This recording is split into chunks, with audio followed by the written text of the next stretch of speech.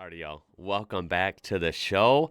We're going to learn about something pretty interesting here. I like learning about new things. In this case, something simple, something we use every day, and usually don't really think about. We're talking about plugs. That's right. So many things nowadays we deal with plugs, right? It's a very, very relevant part of our life, I would argue. And this has to do with British plugs and outlets are on another level. That is what this video is called. So on the surface, I'm thinking, why? Like, how could a plug be absolutely brilliant, like on another level, right? That's what we're going to learn. It's also one thing that, should I be able to travel the world to an extent someday? It's one of those things you also have to remember, like, you're so used to you're seeing plugs every day, and then you kind of forget if you get on a plane and go to a different part of the world, they might have different plugs. It kind of shock you, well, not literally, hopefully, but it kind of shock you if you bring your phone charger and it's like, oh, this doesn't plug in here. Anywho, this is from a channel called Learn to DIY. This will be a link in the description down below. Definitely check this out and check out their channel. And this was suggested on Instagram from Brant. So thank you for this. Very different kind of video. So I'm excited for this. Thank you for that. Let's go. British AC plugs and sockets are very different from a lot of the other plugs and socket sets around the world, and they're super different than what we're used to here in North America. In fact, holding these two next to each other, these British... Whoa. Well, first of all, he's holding the Type A. Yeah, he's not holding one of the three-prong ones that would look a little more similar, although it would look different. But yeah, these look way different. So this is Type G, UK and elsewhere. 250 volts, 13 amp. Okay, interesting. Yeah, kind of an odd shape. Definitely different than I would be used to. This prong would be round usually here in the US. British ones seem absolutely mammoth. But I'm going to cover 10 reasons why I think this plug and this socket may just be the best design set in the entire world, as well as a handful of reasons why I think they might not be. Feature number 10 on our list is this longer ground pin. Now, long ground pins are actually super common. We see them in our US plugs and in other... Yeah, there's the round ground pin that I was speaking about. So yeah, this is more like a US one. Yep, you have that weird looking socket. Other plugs all over the world, but this is quite different actually. It serves a purpose in an overall safety system on these types of plugs. By the way, these are called Type G, and the Type G here has this longer pin because as you insert it, and by the way, across the pond there they call this an earth pin. So as you insert the earth pin, you'll notice that the first thing that touches is that earth pin because it's longer. Yes. So the neutral and the live haven't made contact yet, but there's actually what's called a shutter system inside here that it's opening up by pushing that one in first. So just now, as I got it that far, it opened up the shutters. No and then way. I can proceed to plug it all the way in. Until I do that, these are actually closed. Oh my God, whoa, watch out. I just saw him poking in there and I was like, whoa, don't do that. But you can do that. I mean, don't do it. Like, don't mess around with sockets, no matter where. Yeah, you can poke around and you're hitting a wall. You're hitting a shutter. And that opens when you stick the earth pin in, and then it opens. But that keeps it safe. You can't, jam stuff in there. It's closed off. Why is that such a simply genius thing? Why aren't ours like that? Closed off. Obviously, never stick anything into an outlet. Now, this may be telling about me, I don't know, but literally one of the earliest memories I have in life is when I was super little, maybe 3 or 4, and I stuck something into an outlet, got completely shocked, and I remember looking at the outlet after this had happened and seeing these black scorch marks all over it. But kids Thankfully, in the UK I never did that. Most likely haven't had that experience. That's really cool how it's that safe. That's a great point to start out on.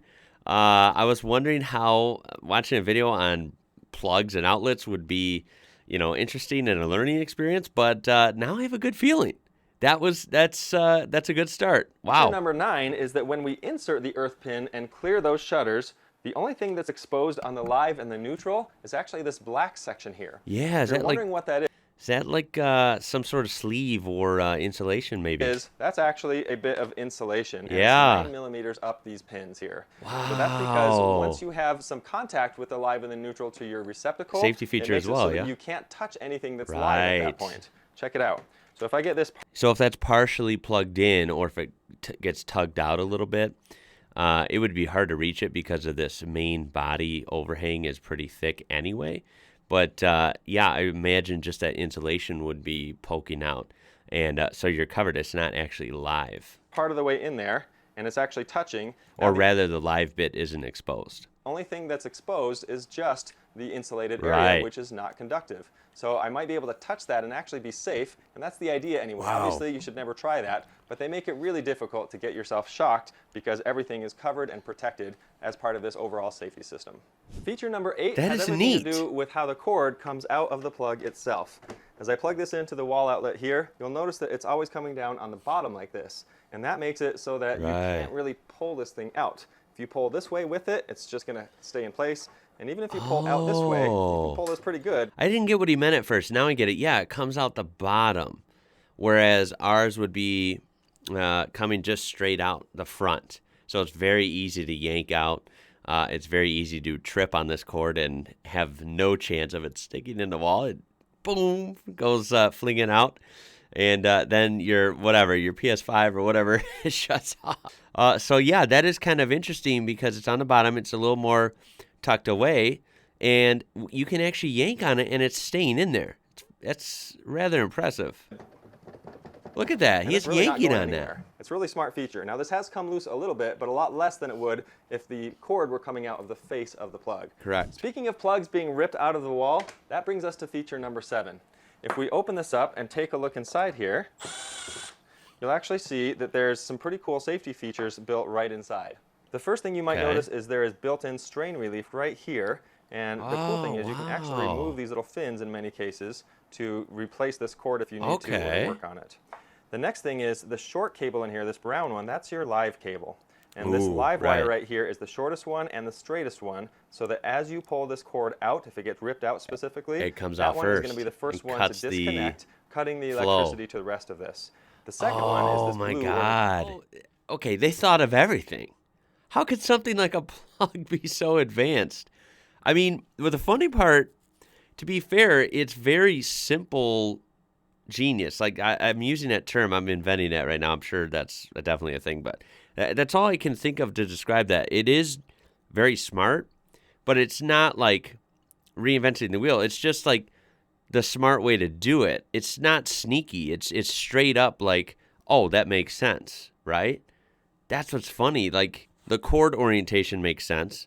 The shutters make sense. You know what I mean? The insulation, like, it's all very smart stuff that just kind of you would expect. Now that I see it, you would expect that. But ours doesn't have any of this. The neutral one here that's underneath, and that will get a little longer. Next, and at that point, you have no electricity connected, right. Just your ground. I think it's pretty brilliant that there's extra slack built into the ground. There's very little, but a little bit of slack built into the neutral, and no slack built into the live, so that if this gets ripped out, it pulls the electricity first, again, keeping the user safe. While we're looking at the open plug, that brings us to feature 6, which is the fact that these Type G plugs can actually be opened up just about any time you need to by removing one or more screws. Now, Type G, just so you know, is not just used in the UK.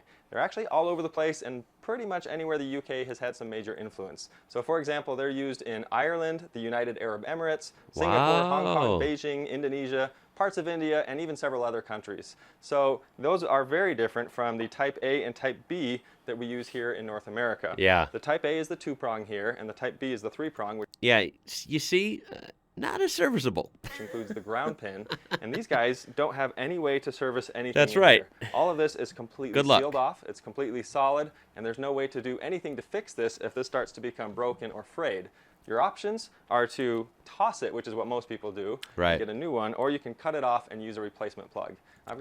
And that is so annoying that that is how so many things, just in my short lifetime, I'm 30, and I've seen a lot of industries, at least here in the U.S., go from DIY to, oh, we're going to make it so it's not going to last very long and you can't service it. So you just got to toss it and you got to buy a new one. And we know the problems that comes with that. It's annoying.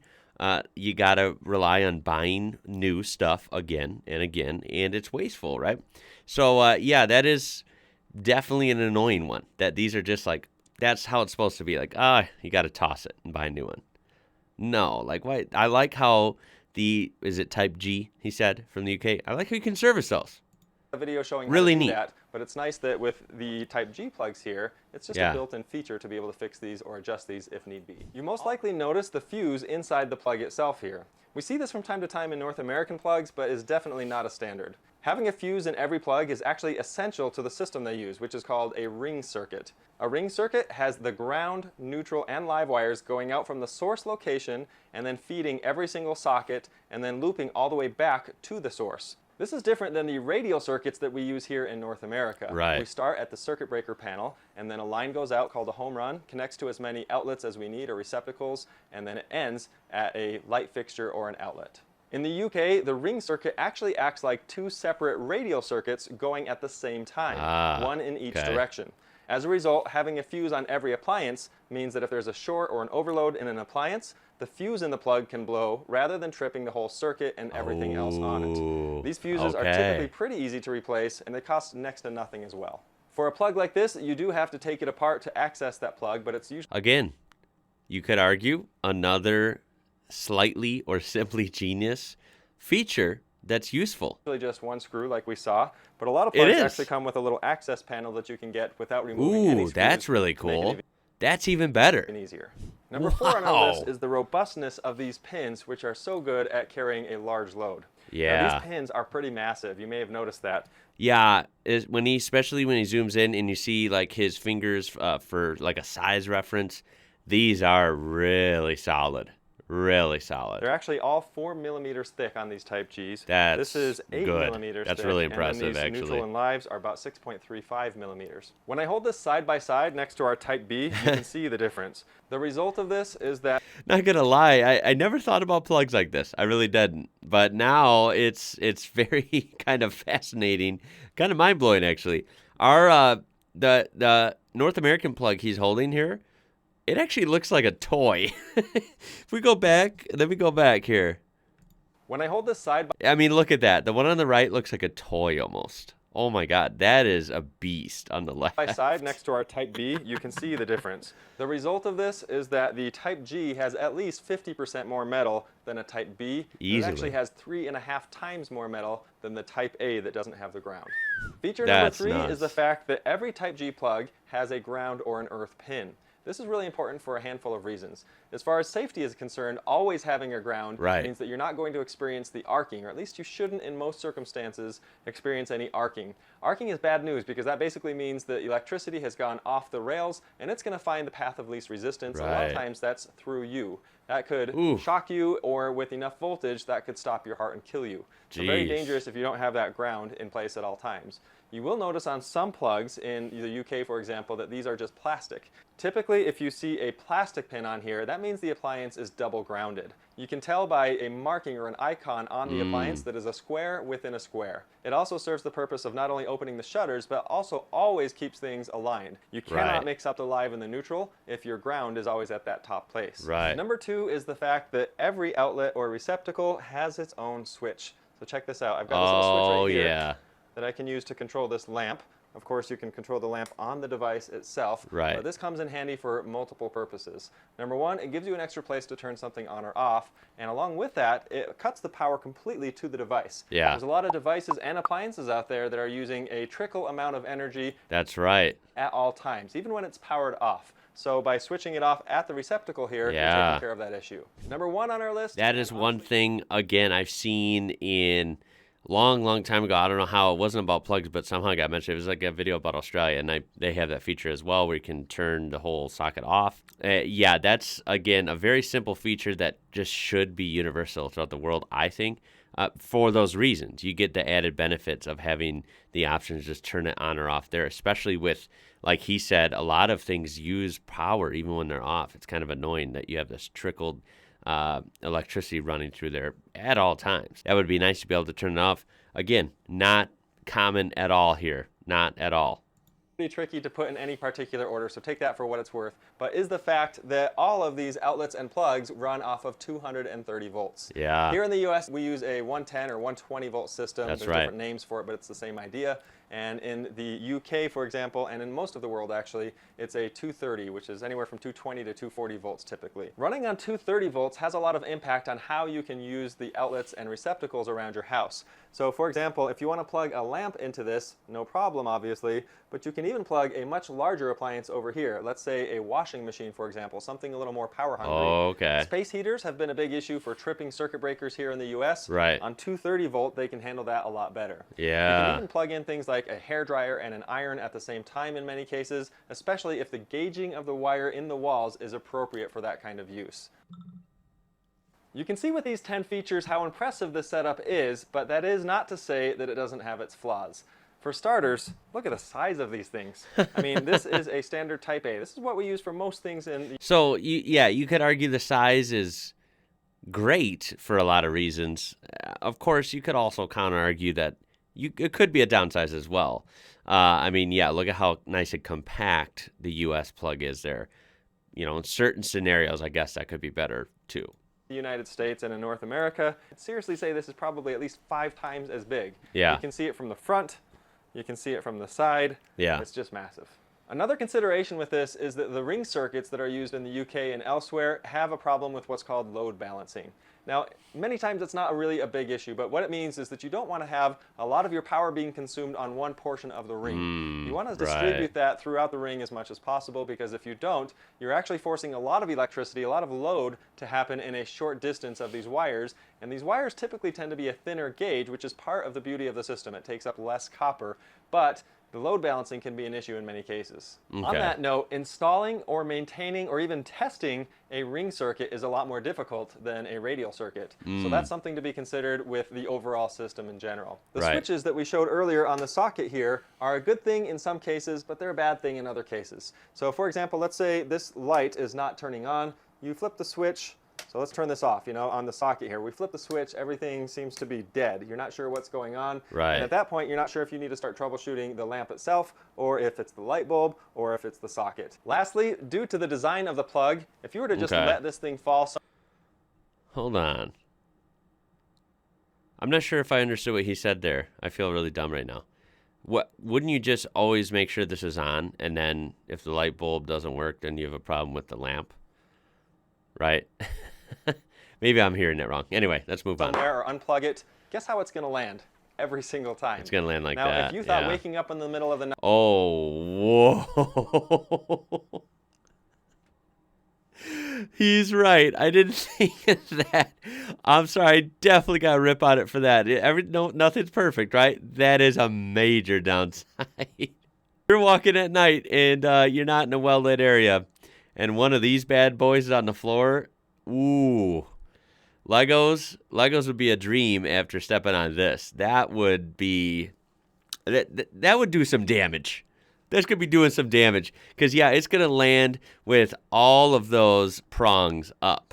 And most plugs, if I'm looking, most plugs here fall sideways. So they're never going to be up.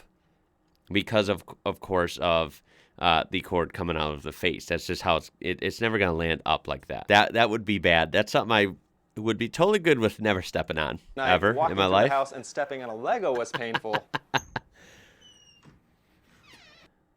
Oh, boy, that's a bad visual. Going out from the source location. That's a horrible, horrible visual. Oh, my God.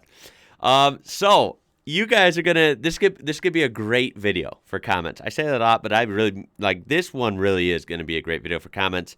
I would love to hear your stories, your anecdotes about, where you've been, what kind of surprises or innovation you noticed in maybe a different country, when it has to deal with... powered appliances, with plugs, with outlets. Also, I definitely got to hear if you've ever stepped on one of these Type G plugs from the UK. How bad was it on a scale of 1 to 10, 10 being the most painful? Pretty sure it would be a solid 11 out of 10, but I'll take your word for it. Anyway, I can't believe I just watched, like a 10-plus minute video about plugs, and it was very well done. I was interested. I learned a lot. This was really, really cool. And I really just soaked it up, and I'm fascinated by it. It was really, really fun to learn, and I can just appreciate all the differences were mostly all positive. Really cool design, really cool safety features, and just like the simple engineering that is into this. I mean, uh, it's just awesome. It's heavy duty. It works. It's got all the safety features. I think it's really cool. Really surprised ours is so different. But then again, I shouldn't be. I mean, we tend to just do things, like way different here in the U.S. Excellent suggestions. So I would appreciate more clever suggestions like this. Throw them my way. I'm all ears. Throw a like on this video if you enjoyed it and learned something new, perhaps. Subscribe to be part of this amazing community we do have on this channel. My name is Ian. You're watching IWrocker, and until next time, y'all. Catch you later.